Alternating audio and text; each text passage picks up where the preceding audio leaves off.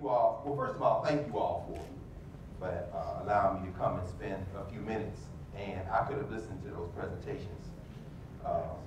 That would have been fine. Just keep going with that scholarship, because when I was that age, I certainly would not have been able to do that kind of work. And that touched my heart when you start talking about the Brownsville affair. It's very serious. And I'm gonna check that exhibit out. I saw the pictures of it on social media. Now I get to see it in real life. So I appreciate you for that. That 24th, 25th regiments and 9th Cavalry, that's the Buffalo Soldiers. So it's very important that you do that work. And, 2 weeks ago I was in Kansas City, and I wasn't able to stay. I was only there for the day, and I wish I could have stayed a little longer, because as Aya reminded me after I was there,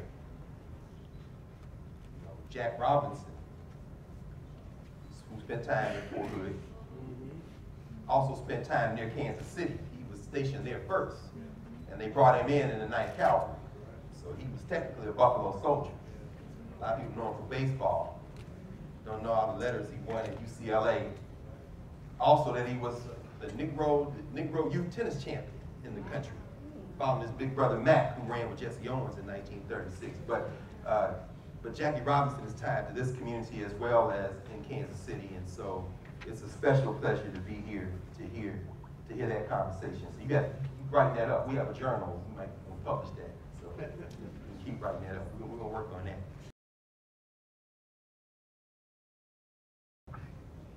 McKenna had to leave because there's a book by Heather Andrea Williams called "Help Me to Find My People."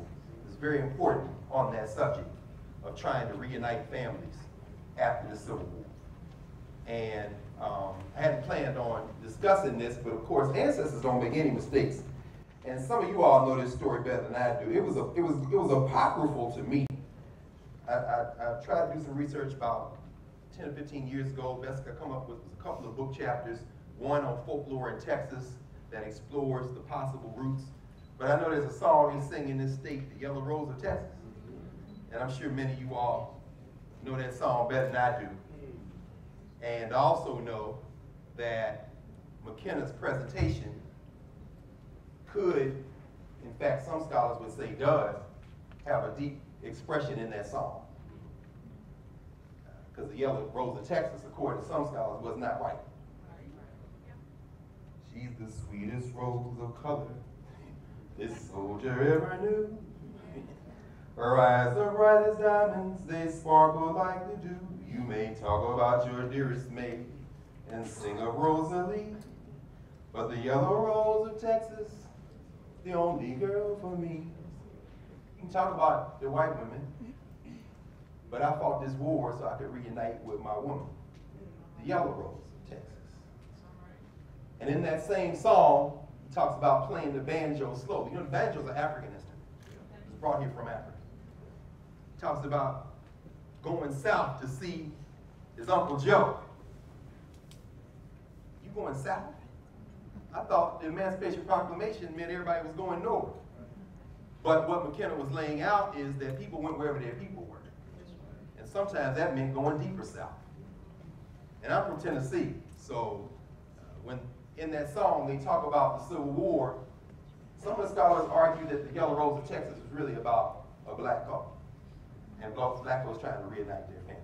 But I know that's not news to y'all in here, because y'all Texas experts and I am not, so I'm just glad to be in Texas. I want to thank a couple of people before I get started. Nancy came and got me from the airport. Thank you, Nancy Pettaway. I appreciate that. Brother Grace, we have students in dire need of financial aid at Howard University, so if you can't find them here, we can work that out, brother. No, but it means something to have a Center for African American Studies and Research anywhere. About a month ago, I was at Purdue University, and I was telling Nancy they have a wonderful African American resource center, but it's rare to have those centers around the country. It's popular to be black now, but that don't necessarily translate into resources. As Gregg Tate, my friend Gregg Tate used to say, we want everything from black folks but the burger. So let's have a song, let's have a little dance. Can you sink a three-pointer? You know, 3 yards in a cloud of dust. I don't know. What Texas, this is a branch of Texas Agricultural and Mechanical, right? This is Texas A&M. Central College is affiliated with Texas A&M. Yeah. That's what I thought. Yeah. Well, I went to Tennessee A&I because, you know, during segregation, they ain't let Negroes go to school for white folks. The A&Ms and the A&Is were divided by race. But A&M is in what, I grew up in Tennessee, so that was the, we used to call it the slave economic concern, but I think they call it the Southeastern Conference. You know where they got professional athletes disguised as college football. But what conference is Texas A&M in? I appreciate that. See, I don't keep up with it, because once I stepped away from it, I kept running and never looked back. They are in the SEC now, aren't they?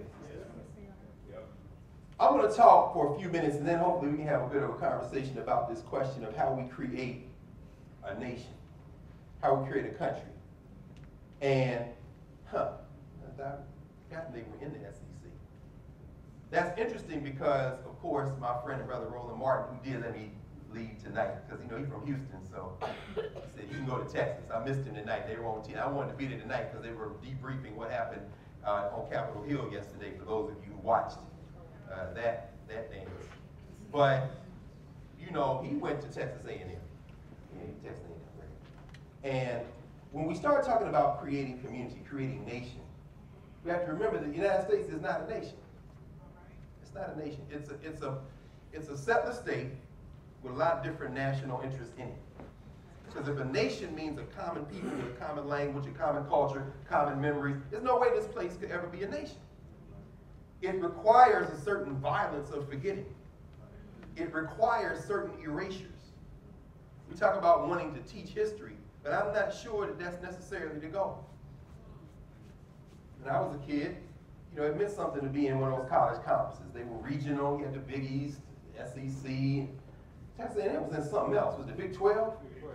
Yeah, right. And people, some of y'all saying that with fun. This is, remember, because the United States used to be divided by those loyalties. But of course, commerce has taken over now, so it's where you can make the money. And the thing doesn't necessarily make sense. But when you tinker with people's memories, you create a situation where you might create a circumstance where nobody's loyal to anything. So I think it's fittingly and appropriate on the last day of so-called Black History Month that we be here in Texas, a place that is wholly contrived in imagination, with a whole lot of violences of forgiveness, to have a conversation about what it means to possibly get to the point where we don't have to have a Black History Month. Think about the fact that as I was growing up, maybe some of y'all growing up, we learned about the Alamo, Davy Crockett, Jim Bowie, and all them. But they didn't teach us that Mexico had abolished enslavement, and that Africans were trying to get to Mexico.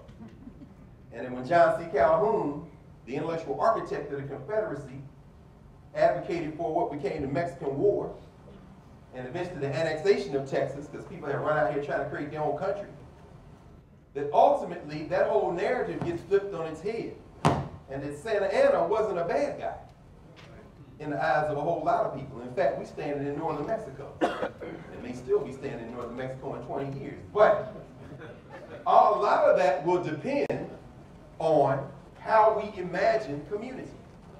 And what I've seen just in a few minutes tonight is a blessing and a reminder that we can always create community from various communities if we just, is that me?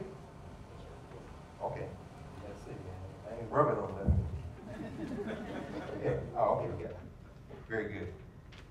If we can see beyond our differences to create some type of community, that doesn't mean we're going to be the same. But it does mean that we will have to probably trade some differences that we're just going to have to let remain differences. A couple of other things. I hadn't met you, Justice Brown, but she said in my ear that she's a relative of Alan Mercer Daniel, who was the longtime librarian at the Howard University School of Law. And we understand, of course, that some of those cases, of course, came out of Texas that were litigated by Howard-trained lawyers, trained by the great Charles Hamilton Houston. First and foremost, of course, Thurgood Marshall. But folks like Oliver Hill, Spotswood Robinson, One of the cases that they intervened on, of course, is a case well known here in Texas, Hyman Sweat versus Painter, where they said, oh yeah, we got to send you out to law school, but you ain't got to go to Austin. We'll just make you up a law school. And that's where Texas Southern got their law school from. Started out with a chair and a room and access to a couple of books and a couple of faculty. Well, eventually, of course, they integrated the University of Texas at Austin Law School. And a lot of those lawyers that did that work came out of Howard, and the books that they used to study to get those law degrees to go out and then change the world, including Brown versus Board of Education. So many of the voting rights cases, of course, are Texas cases. Alan Mercer Daniel provided those books, so to know that there's still somebody on their wall and their family in the law is a real blessing, Justice Brown. I want to thank you. That's a strong blessing. Absolutely, absolutely. So everybody knows who Carter G. Woodson is, right? Yeah. Okay. That's important. We know that for the handful of people, and maybe a couple of young people who don't know, Carter Woodson, of course, being the man they call the father of African American History Month, or Negro history when he started in 1926. Woodson was a fascinating figure in history. Again, you know, the ancestors don't make any mistakes, so as I was listening to the presentations, Owen's presentation and McKenna's presentation, the whole idea of family separation, when McKenna opened up and talked about families being separated, reminded me of Carter G. Woodson's mother. Woodson's mother and father, James and Eliza, were born in enslavement in Virginia. When she was 9 years old, if I remember correctly, there's an article in the the Negro History Bulletin, 1943. And I'll say more about that in a second as it relates to education and the importance of education in African American History Month. In that article, Carter Woodson writes about the fact that his mother, as a girl, 9 years old, jumped down in the middle of the sale of her mother, his grandmother, and her siblings, asking and begging the auctioneer to sell her instead of her mother and her younger siblings rather than break the family up. So they put her on the block.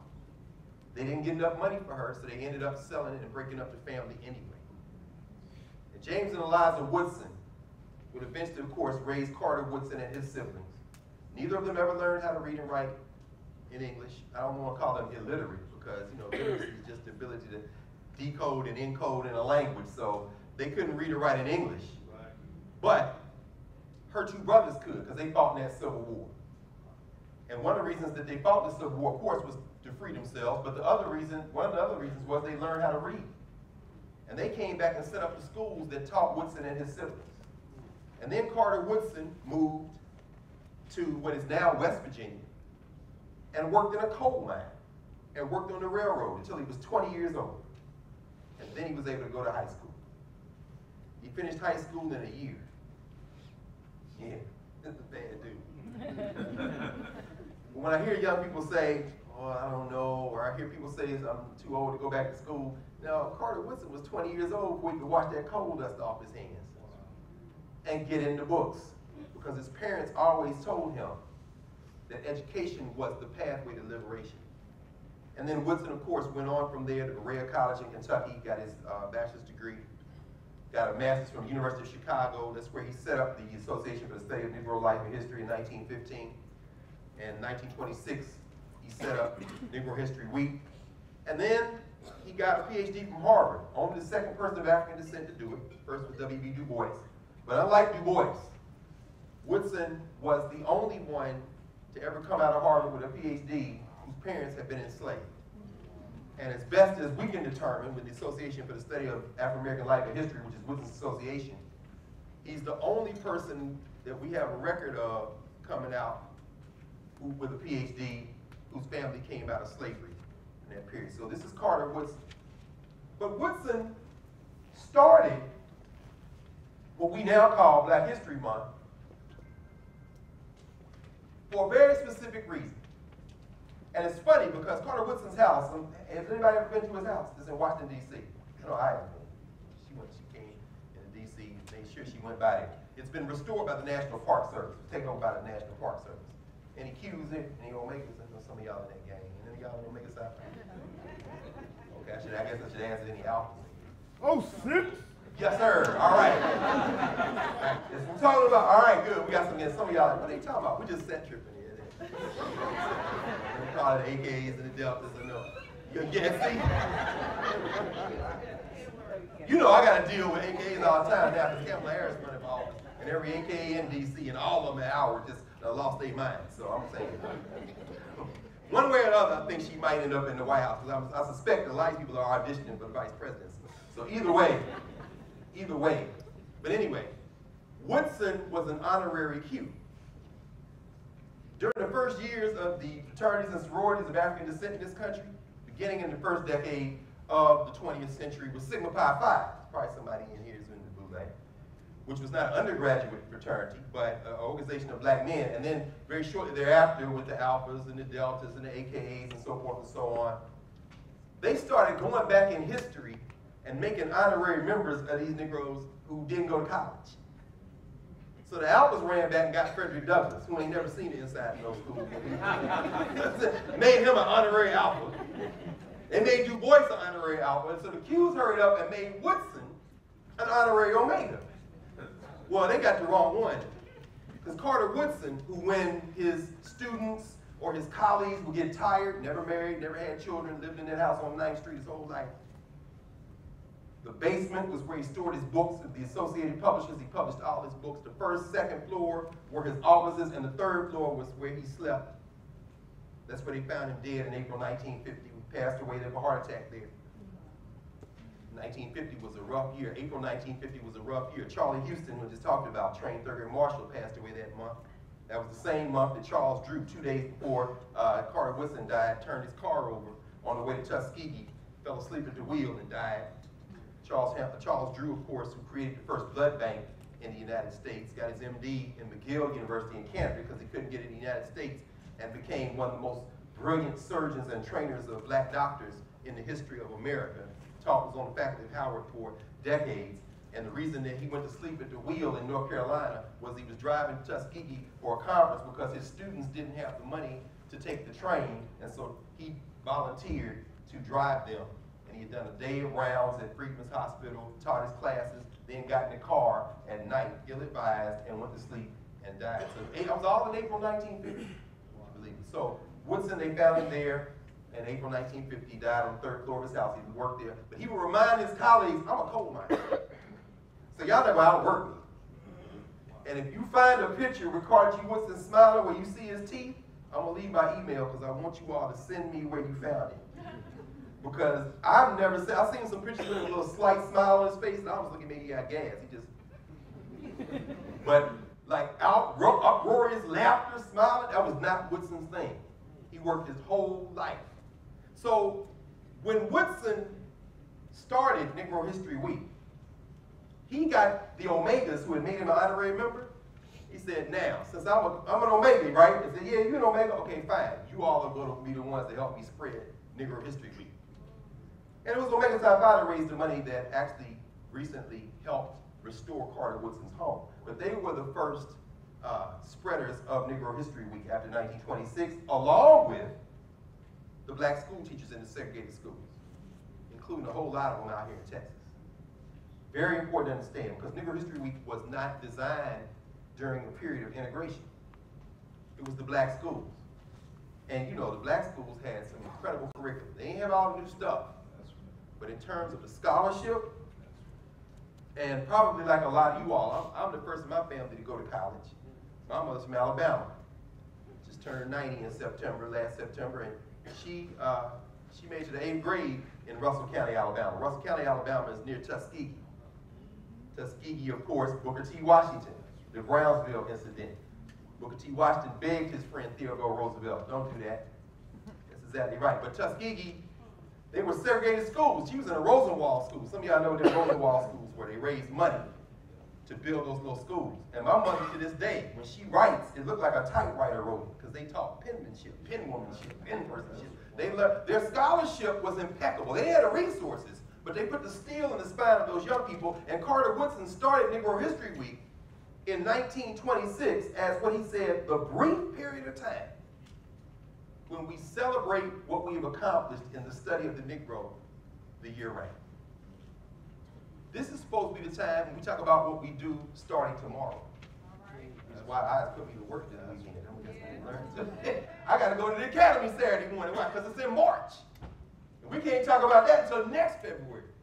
In Woodson's mind, it's what you do in June. It's what you do in October. It's what you do the whole year. And then he literally wrote this. It's very important to understand. You look at the Journal of Negro History, 1926. He says, this is the plan for Negro History Week. Now, I'm sure somebody in here also knows why it's in February. The joke is, of course, it's the shortest month of the year. But we know that's not the case. Who knows that? And I'm going to kind of be quiet after a couple of minutes and maybe we'll have some conversation. Anybody know why he picked the second week of February? I know somebody. Please, tell us. I think it's because of Frederick Douglass and Abraham Lincoln's birthdays, right? That's exactly right. Okay. That's exactly right. Thank you. No worries. Abraham Lincoln. See, that's what I'm talking about. See, the beautiful thing about it is we're at the point now in history where we got folks who study stuff all the time. So y'all ain't got to fly Negroes like me out to talk about it. Y'all just got this real local. That's why I'm glad y'all asked me to come, because I like meeting people and having conversation. And then what I do is, when I go back to class next week, I'm telling the students all about y'all, like I tell them when I was in Kansas City or Purdue. I'm talking about that. But that's exactly right. He said Lincoln is known as the great emancipator, although I like to remind people that black people freed themselves. I mean, I don't know that Lincoln ever put on a uniform and shot somebody with the Emancipation Proclamation, but I know that 189,000 black men and a bunch of black women who they would not let serve in the military, including the first woman in America of any background to direct strategy for troops in battle. That would be Araminta, which was her African name, but we know her as Harriet Ross Tubman, of course, who told the soldiers what to burn and where to go on the eastern shore of Maryland, since she had been taking people out of there for years. They freed themselves, but Lincoln is known as the great emancipator, so that's exactly right. He picked Lincoln's birthday at the beginning of that second week, and Douglas's birthday, well, Douglas's birthday we mark on February 14th, Valentine's Day, and I'm sure there's somebody here who knows why.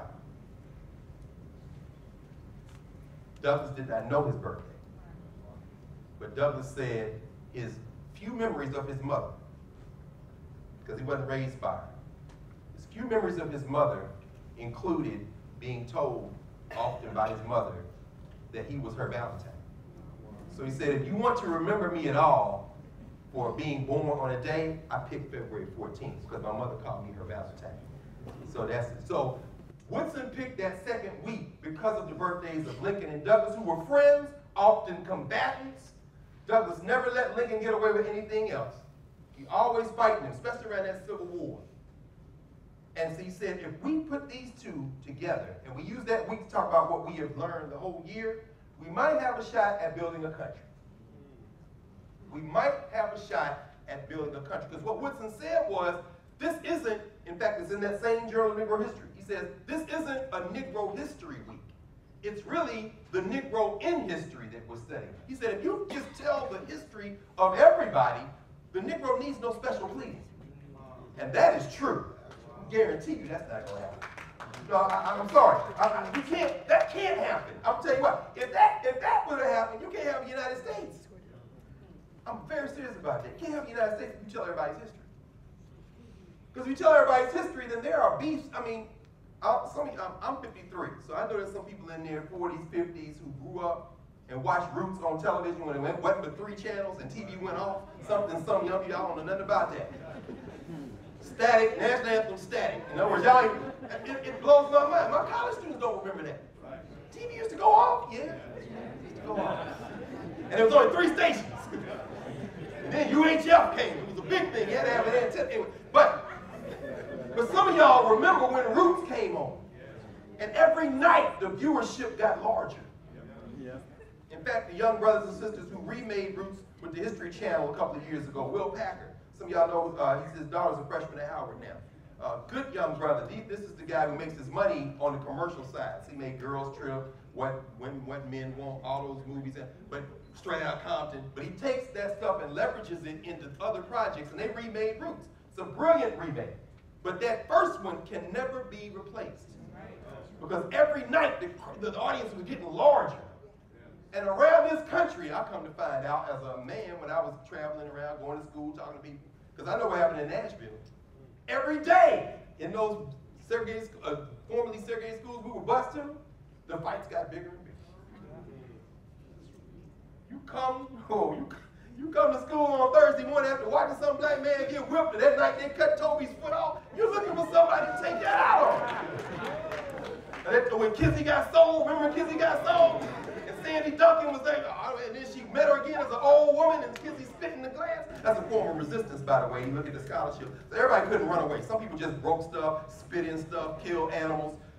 The women, the Igbo women, Nigerians, you know, these Nigerians, they poisoned James Madison's grandfather at Montpelier. There's a book called Murder at Montpelier that talks about it. I mean, I don't know why they were letting black women go in kitchens and cook. Why you have them enslaved? In Boston, they passed an ordinance and said they can't cook because they will burn their houses down. So y'all have to cook outside. But my point is, every night Ruth came on, the more we saw that, the more we're like, so I got to pay for this. No, I don't care if you get it or not. I gotta do something about this. Now, you know, it's interesting now to hear this conversation about reparations. You know, Texas is big in the reparations movement. It has been for 40 years. The National Coalition of Blacks for Reparations in America. A lot of leading figures came out of Houston, came out of Dallas. In fact, I just saw my man, Kofi Taharka, who was the leader of the National Black United Front. He's in Houston. He was in Kansas City a couple of weeks ago. So the reparations movement, it really blows my mind to hear people now on Capitol Hill talking about reparations. As if that's a new idea. In fact, one of the books I was looking at just passed, it's called My Face is Black is True. It was right there, Callie House. Callie House and Isaiah Dickerson started something in the 1890s, 1880s called the Ex-Slave Mutual Relief and Pension Fund. They said we're going to raise money for ourselves to bury our dead, to have insurance, and we're going to call for reparations for the government. And for that, they locked Callie House up, the federal government, in an early form of counterintelligence. This is 2 generations before Marcus Garvey. So reparations is an old conversation, but the fact that we're even having it speaks to something I think Woodson would smile about. Woodson, maybe you're getting a little closer to being able to build a nation. Because until we talk about how we got to this moment, we're not going to be able to create anything that's going to last. Especially in a country where those little children, the 3-year-olds, the 4-year-olds, the 5-year-olds, are already majority non-white. But I'm in Texas, so I ain't got to tell y'all nothing about that. When Woodson is talking about this question of the Negro in history, he's really talking about how we build a country out of all these different people. Nobody's ever tried it in world history. And believe me, as I said, we go to Egypt every August. And y'all are welcome to go. First 2 weeks of August, we go. Lord willing, we'll be there this coming up August. And we teach Egyptian hieroglyphs, so we studied the ancient Egyptians. They were very diverse, but they were all Africans, at least for the first couple of thousands of years. In West Africa, Timbuktu, Mali, they had Muslims, they had people who believed all these different traditions, and they had places for them. But this settler state, nobody, not Brazil, not any of Latin America, the Caribbean, the United States of America is unique in world history. You got some of everybody on the ball here. That's right. And then a couple of flags. Now that's not going to be enough. Right. Because some people don't even get up for that. In fact, Jack Robinson, in his autobiography that that was published just after he died in 1973, said, I cannot salute the flag and I can't sing the anthem. He said, in my birth in 1919, here in 1972, I never had it made. Jackie Robinson wouldn't do it. They jump on Colin Kaepernick and said, don't jump on Kaepernick and say you love Jackie Robinson because you better go read what Jack wrote. That man died at 53 years old, same age I am now. Hair Snow White, diabetes, died in the house in Connecticut, and his wife to this day, who still walks to earth, it's a blessing Rachel Robinson's still alive. She said, you know, my husband carried a whole race on his back. So he earned the right not to stand. And he was a veteran. They tried to court-martial. That happened right here in court. Right? Yeah, exactly. So my point is, if you're going to build a country, you're going to need more than a flag and an anthem. You're going to need a little bit of honesty. And so when Woodson says, I'm going to quote this directly from him. Carter Woodson, just before he died, he wrote this, and this is one of the last things he wrote. Carter Woodson wrote an editorial in the Negro History Bulletin. And by the way, that's why I said I was going to come back to that piece that he wrote with his mother in it. I should do that right quick.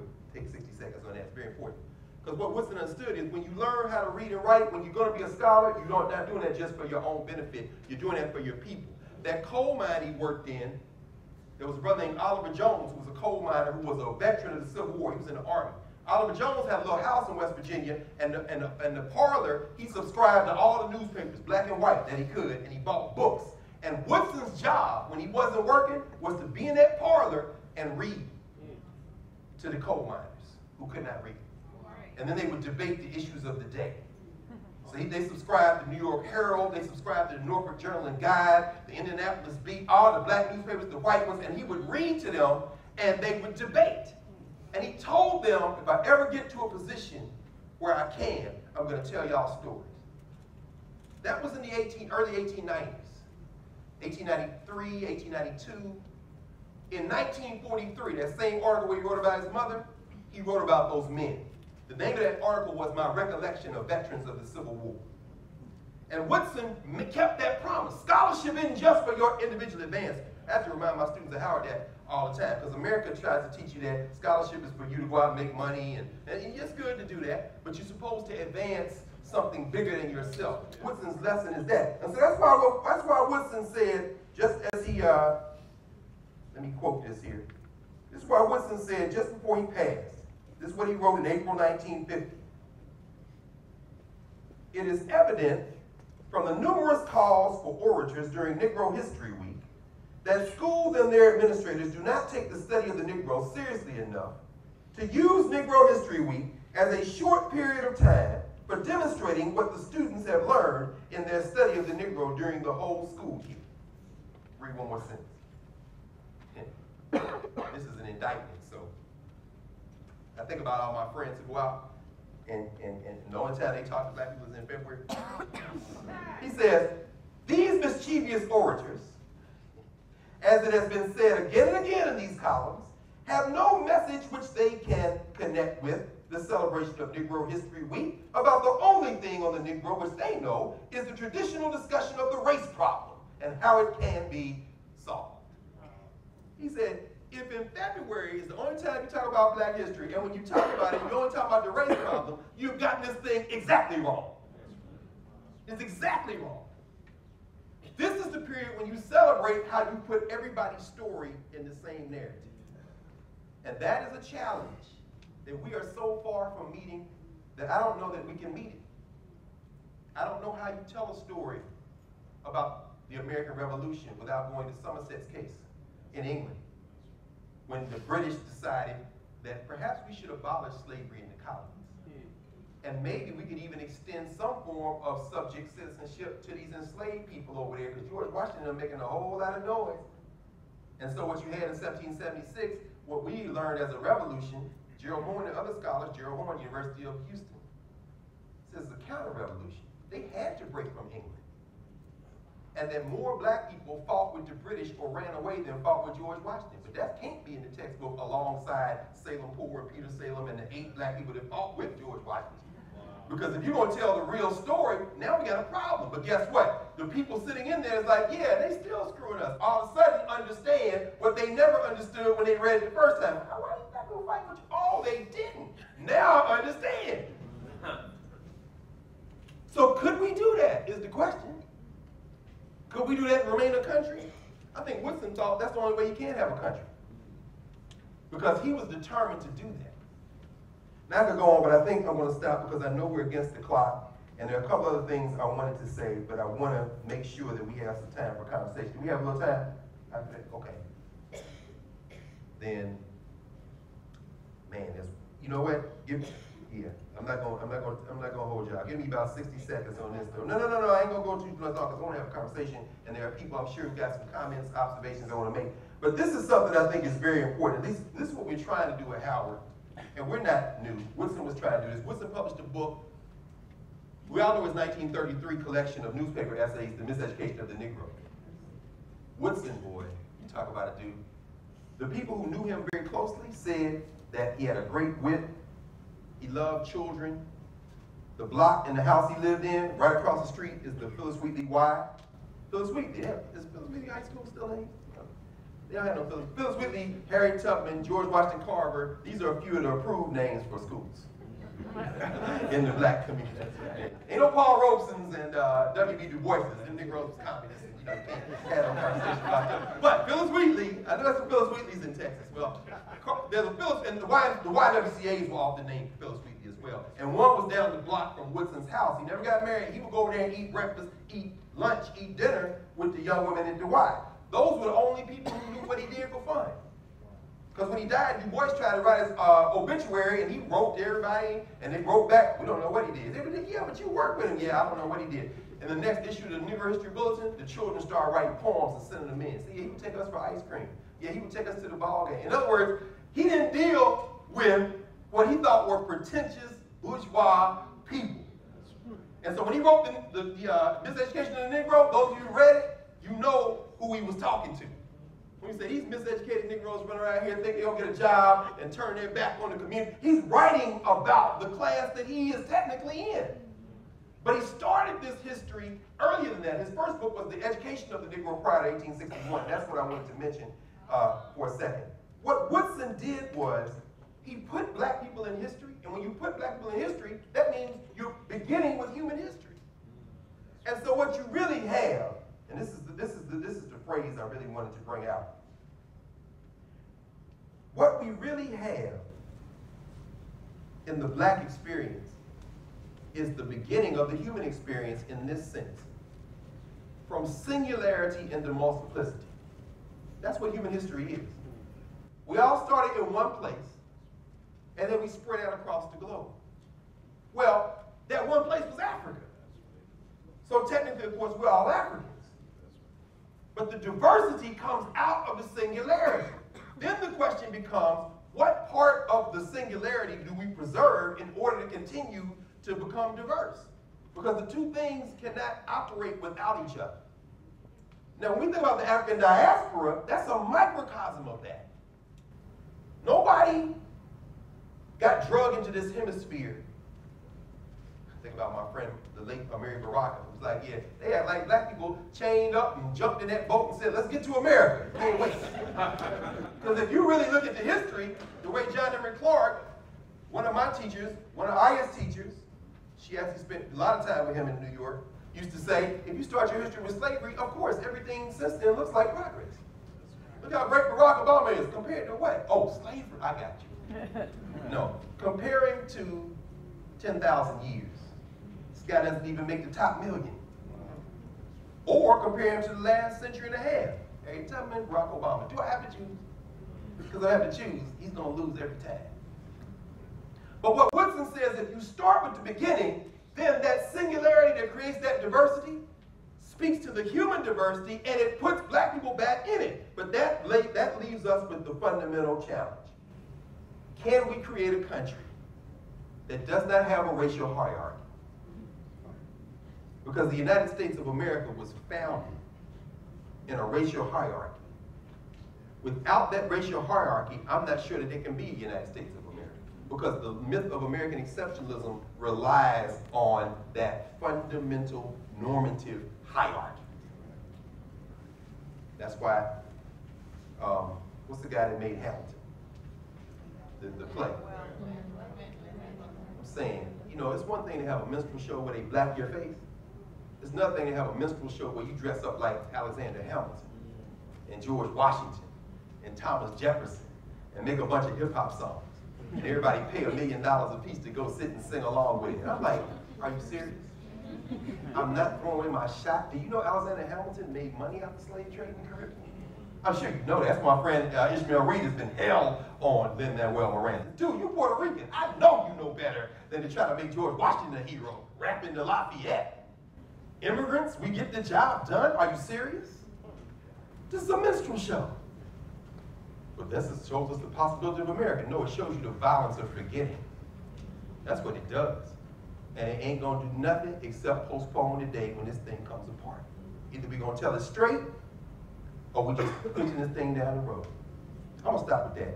And hope we can have a little bit of conversation. I hope I made somebody mad enough to get up and excoriate me. Thank you.